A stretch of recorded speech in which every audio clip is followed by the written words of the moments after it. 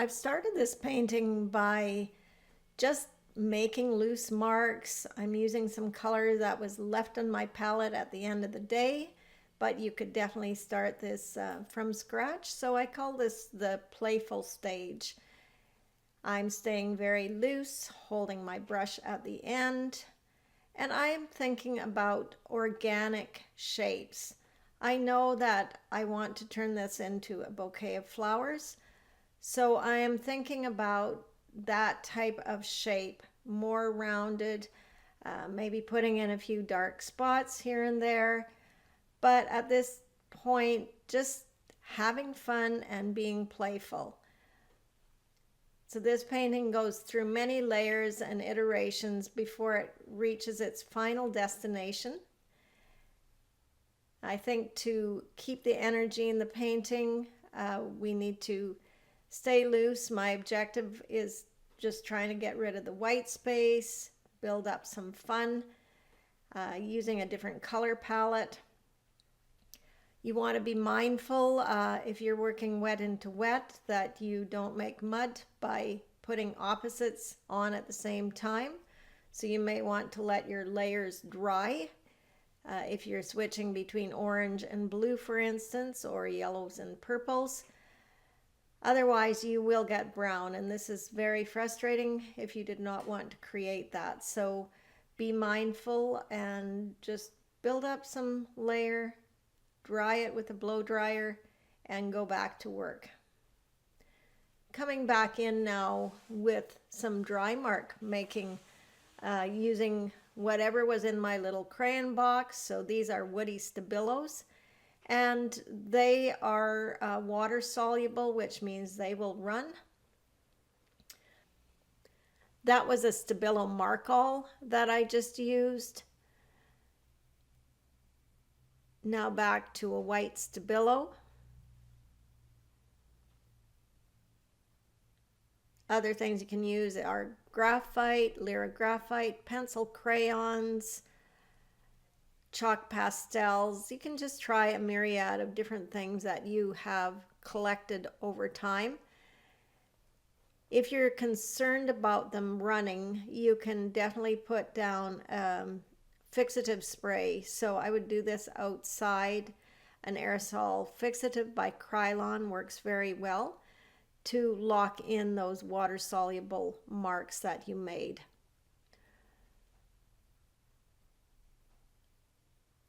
Coming back in now with a brush. This is an opaque color mixed out of the cadmium red and white.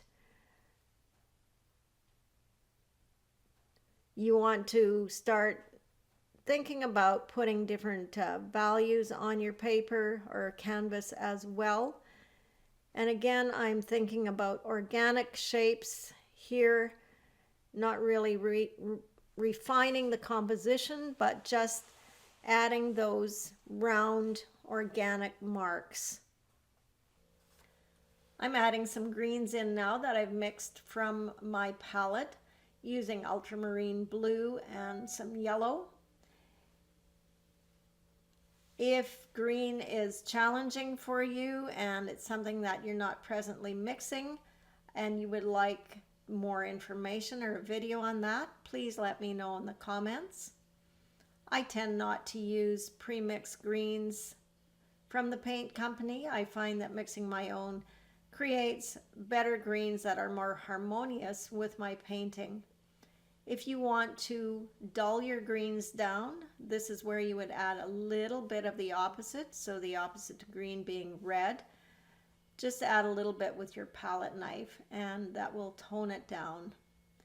You see me coming in here with some dark, putting some centers in. This will start to make the mess look more like flower shapes as there's a center.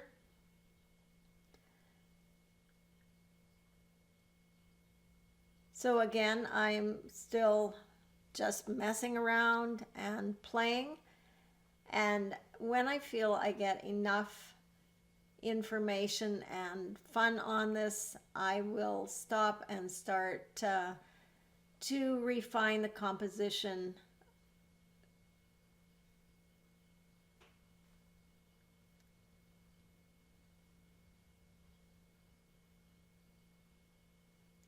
This is an intuitive way of painting flowers.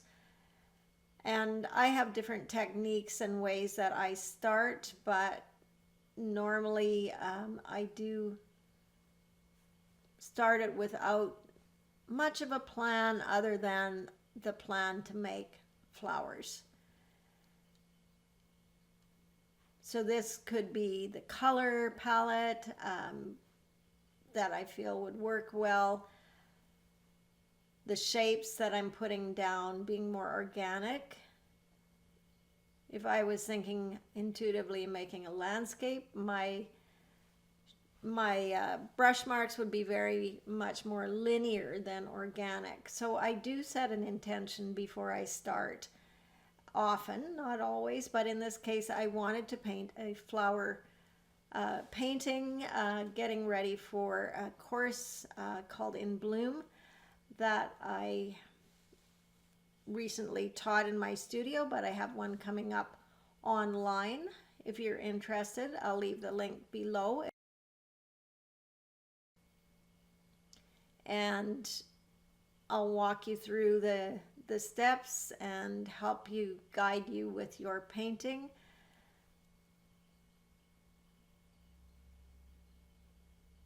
So just adding another color in here, bringing in some yellows.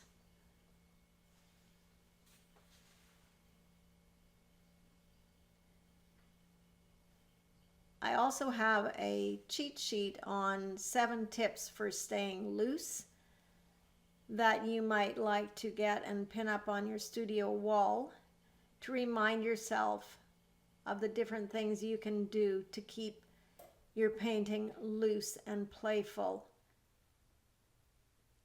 It's easy to revert back to old habits or to be a tight painter. So if something is speaking to you on how I paint loose, this can be a great tip sheet that you can hang up, and it's just a nice colorful PDF with 7 tips that I think would be helpful for you. So I think the painting, could be even done at a very soon point here. Adding some teal accents, kind of like a little bonus color straight out of the tube. I think that really juices it up. So this is Cobalt Teal by Golden, and it's actually the fluid paint.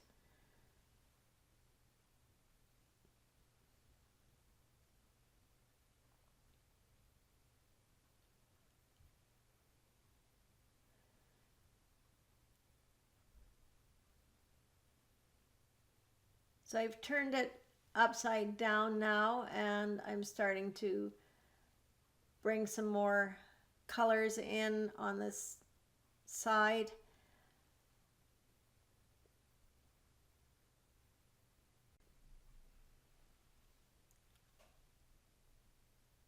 Adding some brighter color and some reds and oranges back in.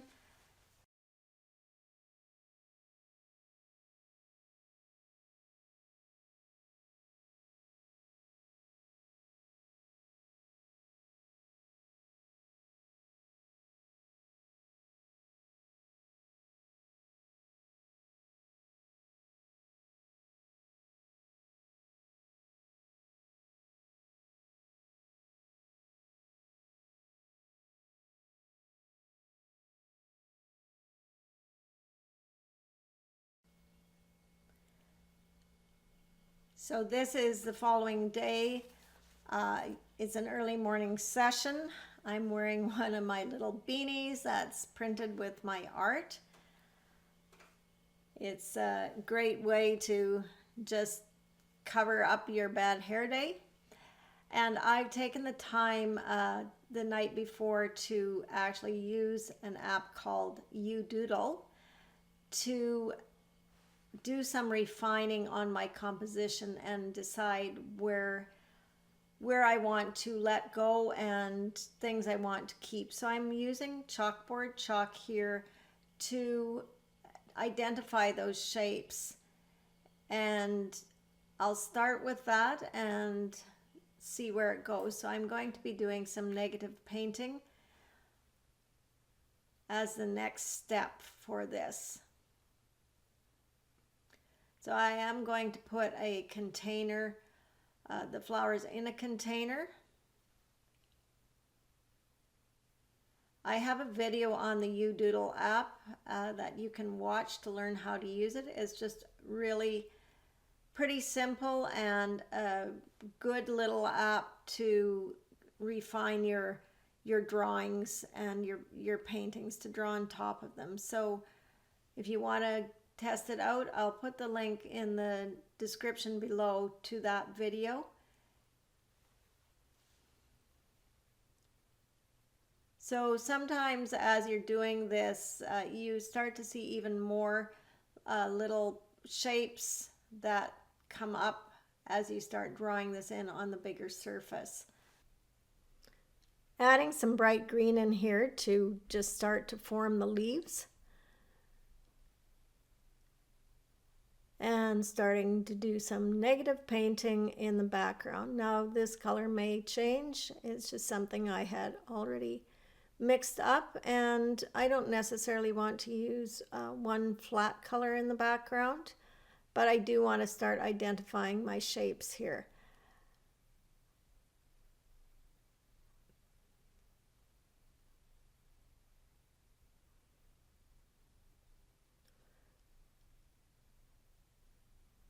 So I build up a lot of layers in my paintings, and I think this gives them a rich surface with lots of interest. It allows you to make corrections as you go rather than make it perfect from the beginning. A lot of times the painting evolves and it can morph into many different things before you start to feel it's complete. So don't give up too soon. The apps that you can draw on, like UDoodle or Procreate or several of the other ones, can help you to define your painting as you go along without having to go in and maybe wreck it or lose what you've already done. So that's a bit of a safety net if you want to test some ideas out. So now you can see as I've got some negative painting in, the flower shapes are starting to emerge much more, and there gives a place for the eye to rest.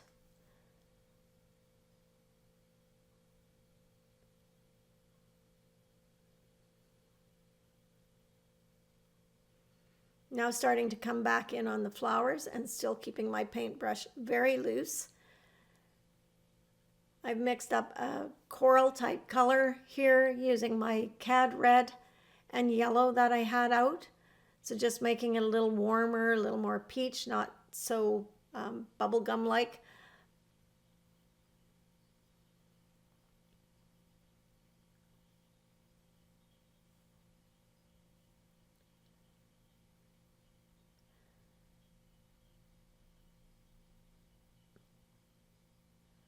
So I've got a little different shaped flower happening there, and up here it started to look like a tropical flower.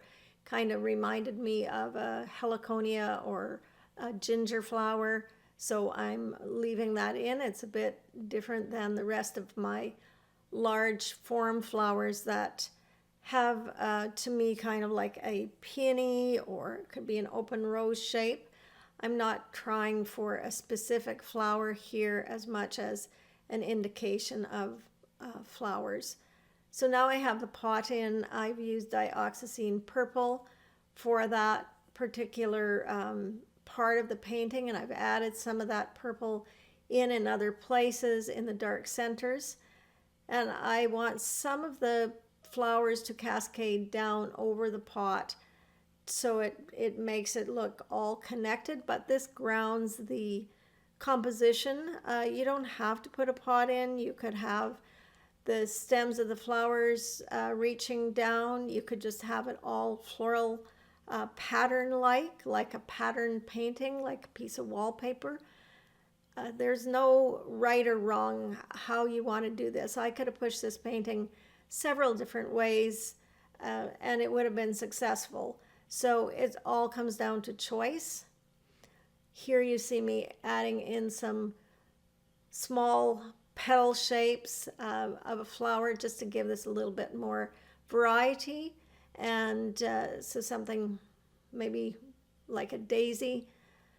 And variety of shapes and sizes is important, even if the flowers or the bouquet that you may have close by that you're using as a bit of a model for what you're doing, you'll notice that the flowers can all be very similar, but it doesn't make that interesting of a painting. So you want to make some variations. You also want to overlap some of your blossoms, and you want to have some negative space in your bouquet so that it has a, I don't know, a lightness to it, so it's not ending up being also clustered together.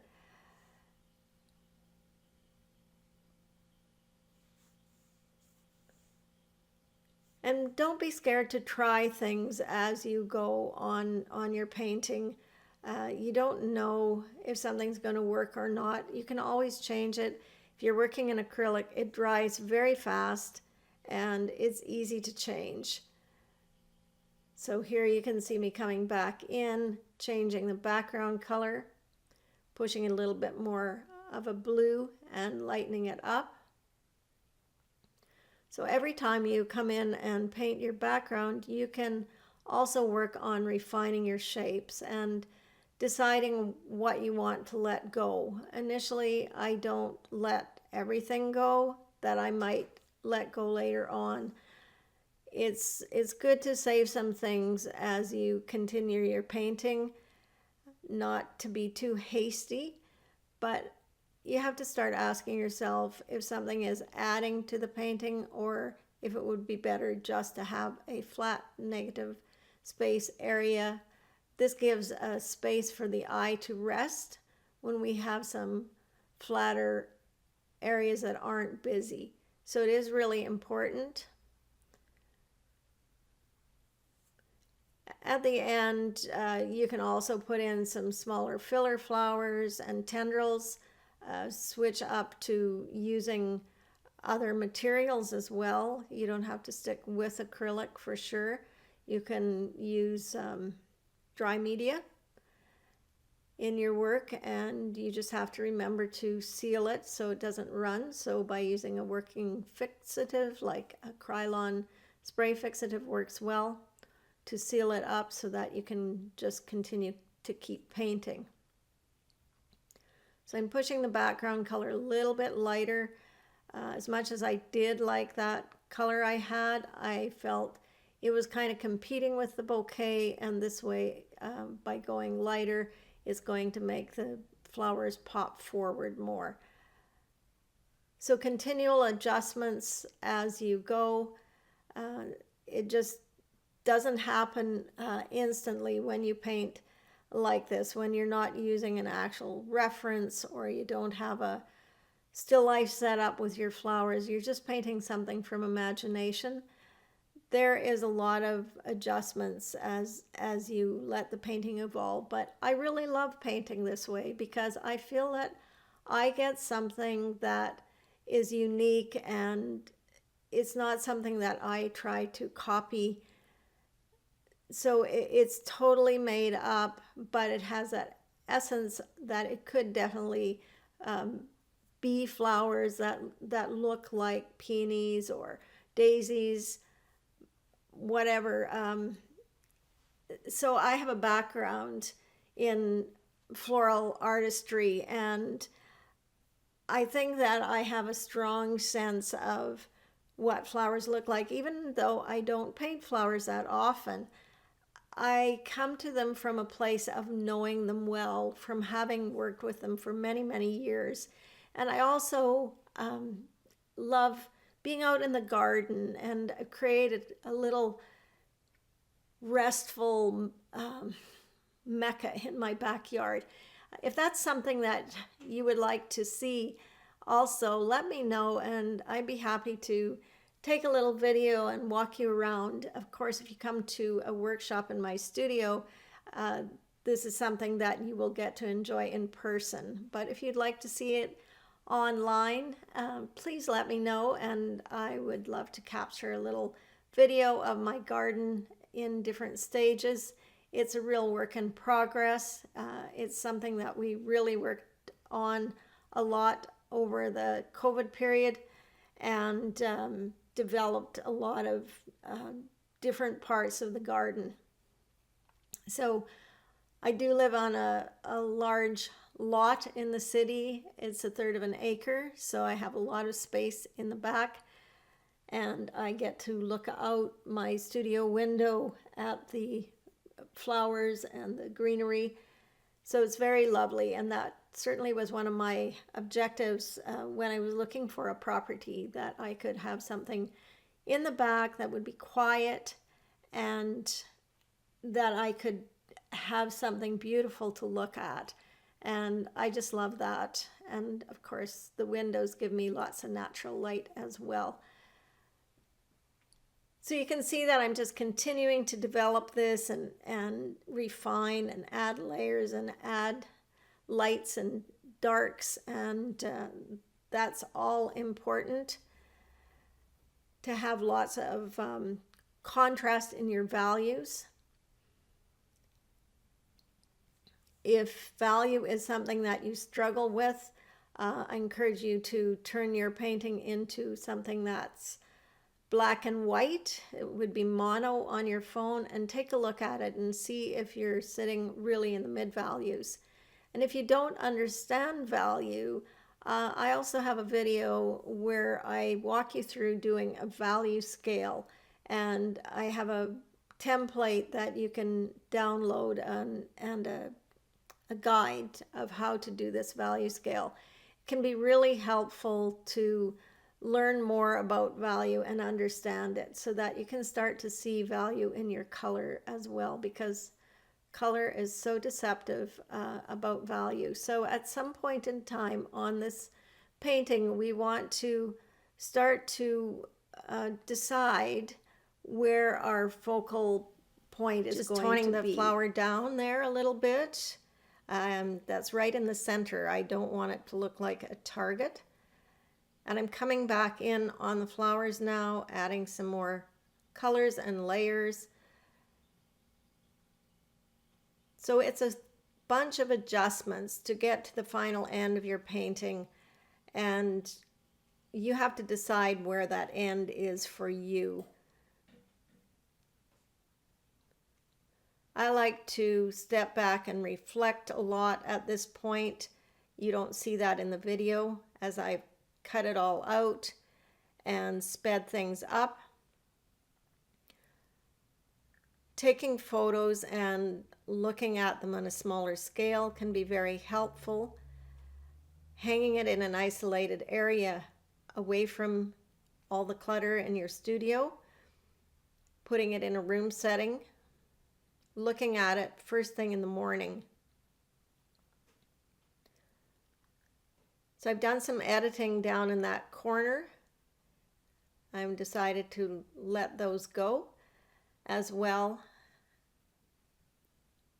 Coming back in on this flower. Now I'm starting to add some lavender in, and the reason for that is because of the pot and also the centers of the flowers, just trying to connect that more. Moving where the center is on the flower. I don't want them dead in the middle. Bringing some more color back in to give the shape some depth.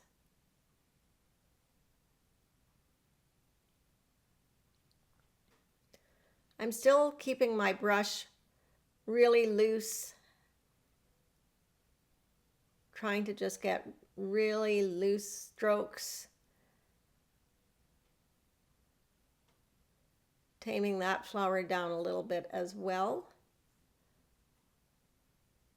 And now I'm going to add a flower back in this area. That's where I had taken some color out there that I didn't end up making into a flower, so just a smaller shape. So really think of your variety of shapes. In this painting, I have a lot of fairly similar shapes in my round forms of flowers. So by adding some smaller ones and a few different shapes like these daisy type things can make it more interesting. And up at the top here, I have the heliconia type flower that emerged, and it feels very different, but I've connected it with the leaf shapes. Coming back in the leaf shapes with some bright green, adding some green into the daisy.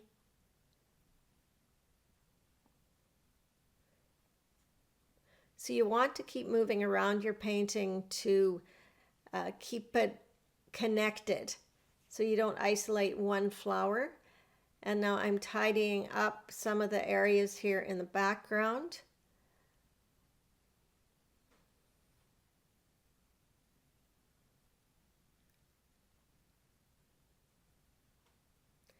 I've sped the painting up a lot now till the end, just so that you can get the essence of what I did, but it's just building up more and more layers and finessing and refining things. So you can see in the background that my color varies. That I find interesting, not to make it totally flat.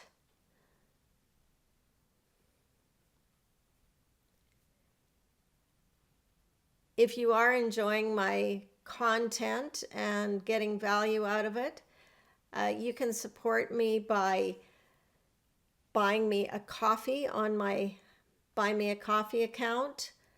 I put all proceeds on that towards art supplies. You can also support me by buying a course or a critique or coaching session. I'm using a very small paintbrush here, a fine liner. I'm coming in with some really small strokes, adding a little bit of teal, some squiggly lines. This is kind of the last stage, coming in with some white, giving those flowers a little bit more movement, highlights.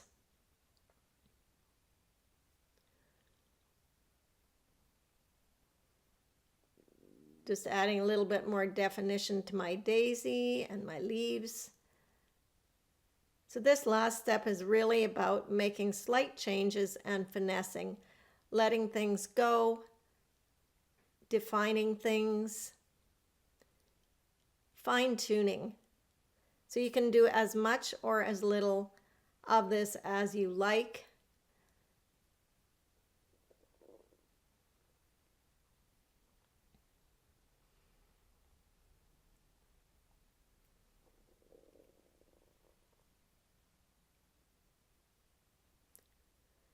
If you want to learn to paint loose flowers, remember that I have a course coming up on Zoom. I'll put the link for that below in the description. We won't specifically be making this bouquet, but you'll be learning how to paint loose flowers from your imagination. Just coming back in with some orange, putting a few little dots over my dark spot in the center there, adding some line to connect these smaller shapes in here.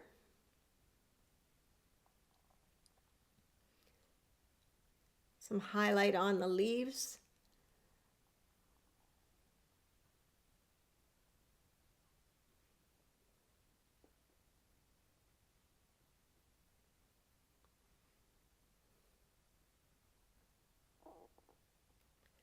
We have to be careful at this point that we don't get too caught up in perfection and know when to step away. Otherwise, we're going to lose that whole thing we were striving for, to remain loose.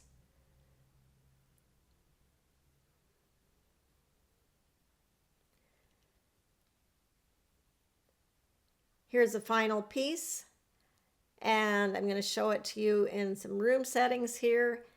Thanks so much for watching my video and supporting me. Subscribe to my channel, leave a comment below, share it with a friend. Those things all help me out. And until next time, happy painting.